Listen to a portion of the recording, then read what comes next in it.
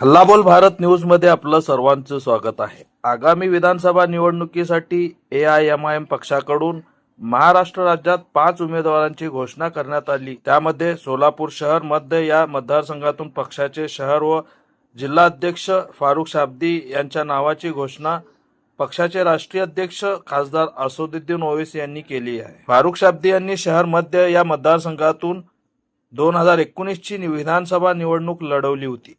नौके असतानाही त्यांनी चांगली टक्कर देत त्यावेळी ते 38,000 मते घेऊन दुसऱ्या क्रमांकावर राहिले होते। आता मागील 5 वर्षात त्यांनी आगामी विधानसभा निवडणुकीसाठी आपली जोरदार मोर्चेबांधणी सुरू केली आहे। आता शहर मध्यच्या हॅट्रिक आमदार प्रणिती शिंदे या खासदार झाल्याने शाब्दी यांना या मतदारसंघातून आमदार होण्याची मोठी संधी आहे। नुकत्याच झालेल्या लोकसभा निवडणुकीत शाब्दी यांनी काँग्रेस पक्षाच्या विरोधात एआयएमआयएमचा उमेदवार न दिल्याने मुस्लिम समाजातून त्यांच्या त्या निर्णयाचे कौतुक झाले होते। याचा फायदा काँग्रेसलाही झाला। त्यामुळे मुस्लिम समाजाचा यावेळी आमदार करण्याचा निर्धार करण्यात आला असून त्यासाठी शाब्दी हे योग्य उमेदवार असल्याची चर्चा मुस्लिम समाजातून ऐकण्यास मिळत आहे।